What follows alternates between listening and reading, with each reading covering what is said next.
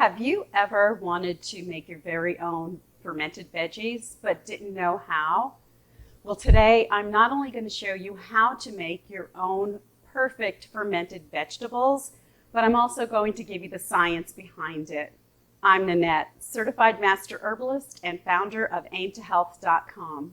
So to begin with, I'm going to show you everything that you're going to need for this project, starting with the veggies. Now you can choose whatever veggie you want. You can do with carrots or cauliflower or broccoli, anything that you prefer, beets even. I've chosen cabbage today, and what I'm going to add to it are little grape tomatoes and some fresh dill and even some ginger. These are some of my favorite ingredients to add in fermentating my vegetables.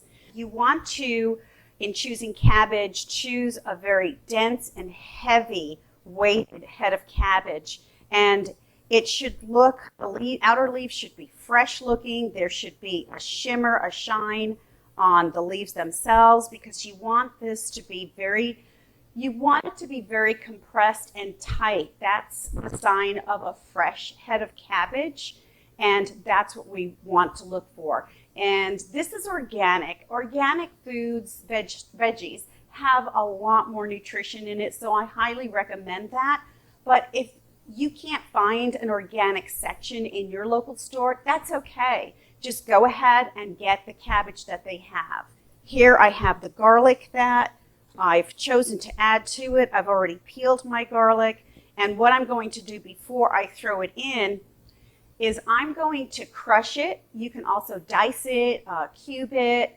I'm going to press on it with my knife. So in doing that, you activate a very powerful component in the garlic called allicin. And I'm just going to throw that into my fermented veggie jar just to add extra powerful constituents into the nutritional value of it. I'm also going to chop up some of this beautiful ginger. Now, you can go ahead and scrape off all of use a peeler, the skin on this ginger, or you can wash it really, really well and you can leave it on there because the skin also has nutrition in it. So I'll just slice that up and throw some of that in there as well. And then I picked up this beautiful bunch of fresh dill. Look at this. It's so, so amazing. So I'll be throwing some of that into my jar as well. So you can be very creative with this. You can throw in some basil or some thyme, anything that you choose that you would like to add a little more flavor to your fermented veggies. And in doing so, it adds a lot more nutrition too. And you can have fun with it. And we're also going to need a jar, some type of pickling jar here. I chose a large mason jar with a removable lid, but you can choose anything that you have on hand, maybe an empty pickle jar or something. Sometimes you can go to like a garage sale and find some jars there that they're selling and get them very inexpensively. You'll also want a weight. So I've chosen this weight. I bought it on Amazon, and I'll go ahead and leave a link to that. So if you choose to use that as well, then you'll have it that you can purchase that right away. And this is what it looks like. It has a little nub here so you can put it down into your jar. And I will explain as we go on why this is going to be necessary. And I also have here, these are little burpee lids that I bought on Amazon.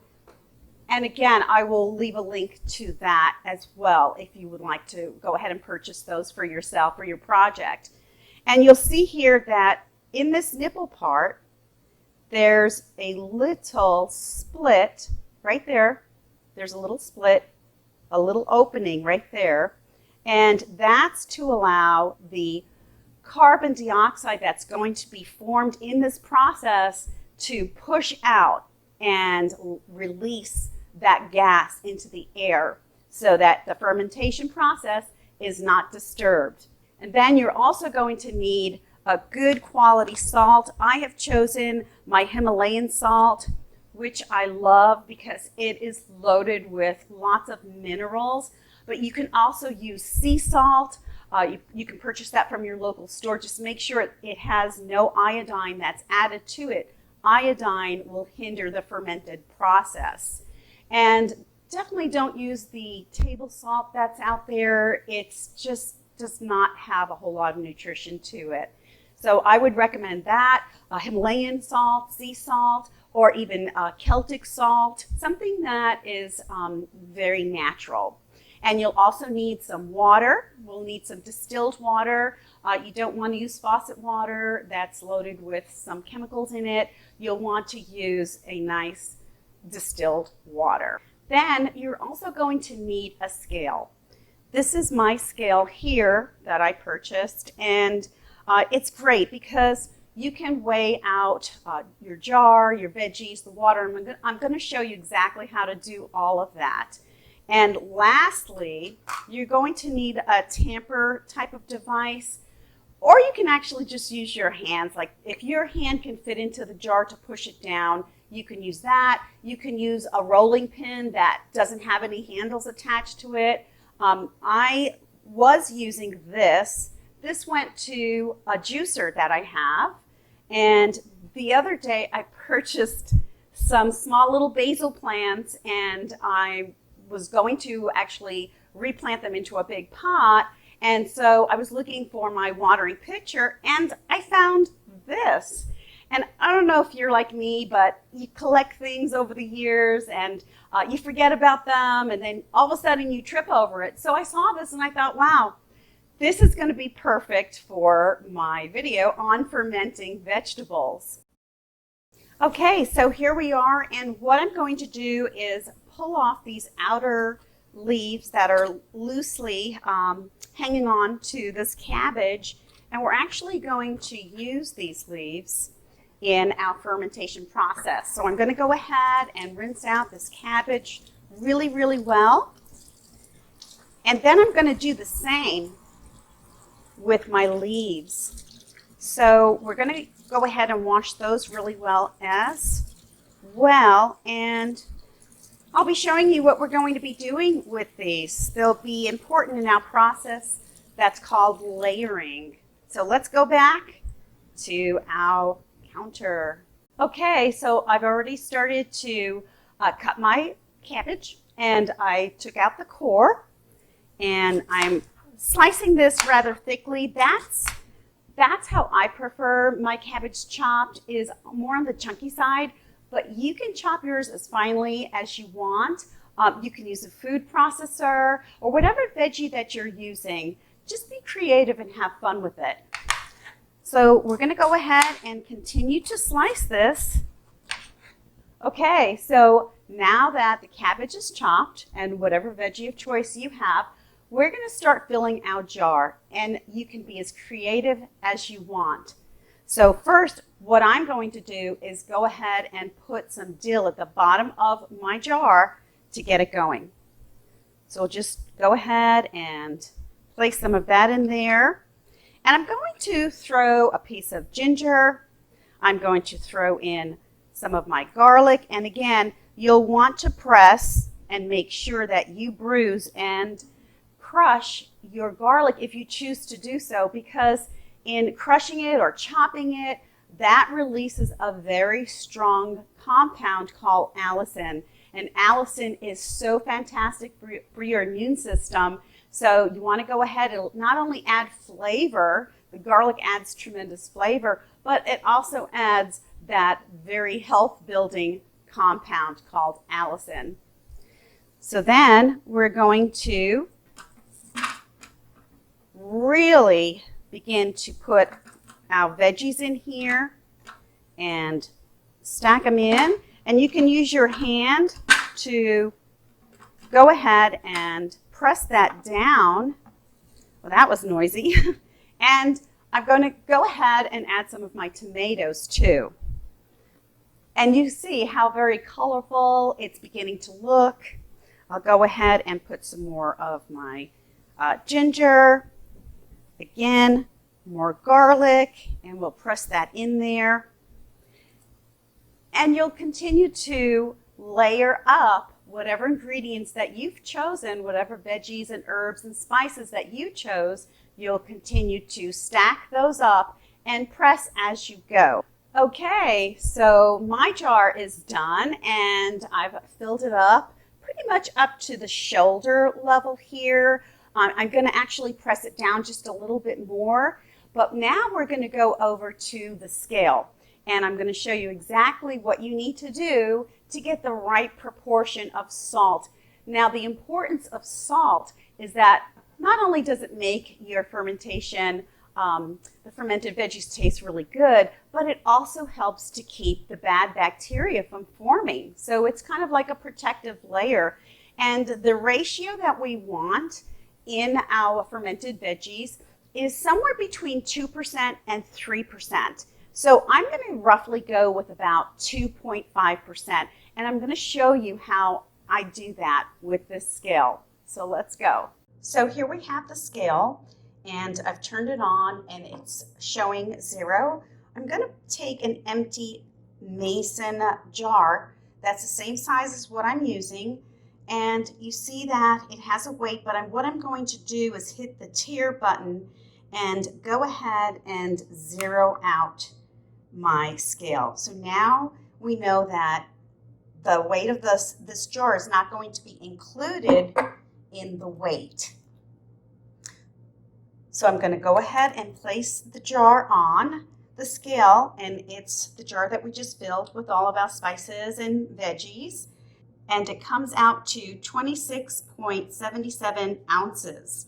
So to this, what I'm going to do now is add the water to it. So I'm going to go ahead and fill this up with distilled water, and we're going to make sure that it comes all the way up to the top and a little bit over. So now we're going to go ahead and see how much this weighs. So the combined weight is now 57.66 ounces. That's the combined weight of the vegetables and the water minus the weight of the jar. So I went ahead and put in the 57.66 ounces into my calculator, and I'm now going to multiply it by 0.025.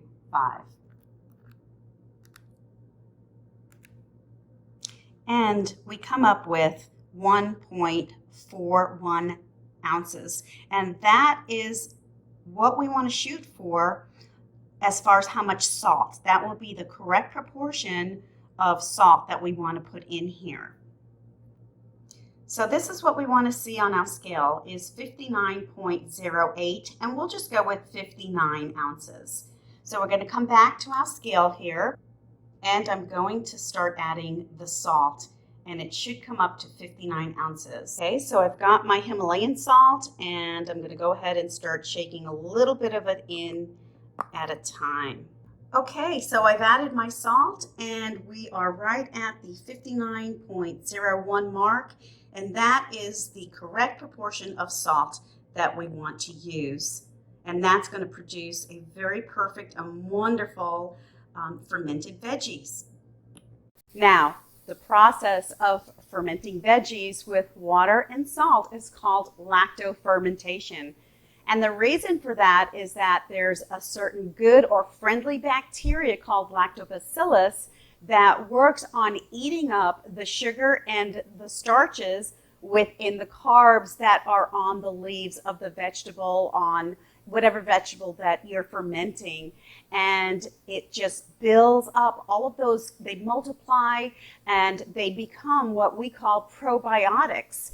So the end result of lactobacillus in a process of lactofermentation, the end result is lactic acid, and the lactic acid that you'll be getting at the end of the fermentation process is just loaded with the probiotics. And I don't know if you knew this, but 80% of your immune system is located in your gut. And that is so incredible to know that. And it's in the form of microbes, also called microbiota. That environment's called microbiota, and that's the good bacteria that makes up 80% of your immune system. So we want to keep that area nice and healthy and robust by feeding it the good bacteria from the fermented veggies. This is going to be so vitally important in building your immune system. And your immune system is like an army. It's only going to be as strong as you provide the nutrients to build it. So you have a nice, strong defense system. Now, the ratio of bacteria in your gut is 85% good or friendly bacteria to 15% of bad bacteria. Now, even the bad bacteria have a purpose there, but what happens is due to processed foods and not getting enough probiotics, the maybe stress, the environment, all of these factors come into play where that 15% of the bad bacteria begins to get overwhelming and the ratio becomes unbalanced. And then you have more of the bad bacteria than the good bacteria, and that's where you get things like indigestion, irritable bowel syndrome, constipation, diarrhea. So you'll want to maintain your healthy gut flora with fermented veggies. So now that we have the right amount of salt in our fermented veggie jar, we're going to go ahead and add the lid and give it a little shake because we want to make sure that the salt we just added is going to be nice and dissolved. Then we're going to go ahead and take the lid back off, and we're going to take our tamper device and we're going to press this down and make it nice and consolidated. So we're going to go ahead and press it down nice and tightly. We want to make sure that all the veggies are submerged below the water line. And again, the reason for that is because we want an anaerobic or no oxygen environment for them, for the good bacteria, the lactobacillus, to multiply and to increase. And we don't want any of the bad bacteria. Bad bacteria actually develop in an oxygen-rich environment. So if you don't have everything submerged, then you risk the chance of molds developing or some other type of bacteria developing. So we press it down, all of our veggies, and then we make sure that the water is way above the level of the vegetables. And that's what the tampering helps to do. The next thing we're going to do is, do you remember those leaves we set aside from the cabbage? We're going to add a little protective layer by grabbing one of our leaves here. And what I like to do is just kind of rip it a little bit, make it a little bit smaller.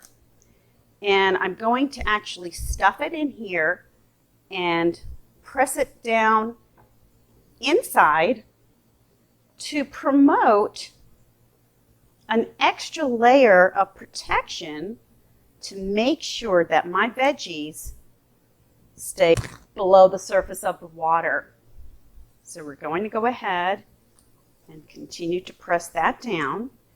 Now, those weights that I showed you earlier, this is such a great little idea, is this weighted glass is going to help to go down in here and keep the veggies submerged. But I also want to show you a really good trick that you can use that is very inexpensive. So if you don't want to go out and purchase these, here's something else that you can do. You can get a simple plastic baggie, and what we're going to do is we're going to insert it inside the top of this jar. And you want to go ahead and press it down, make sure that it's pressed all against the edges of your jar. And now we're going to fill it with some water. So the water is going to act as a natural weight on top of your veggies. And then we're going to seal it up. Make sure you get all the air out of the baggie. We're going to seal that up and then press that in. And what you'll do is just put your lid on, just loosely turn the lid, and there you have your own very quick, inexpensive weight that you can use. Now I'm going to show you how the glass weight works as well if you choose that option. So what we do is we just send this glass weight down into the jar, and as you can see, it's working very, very well to keep everything below the surface.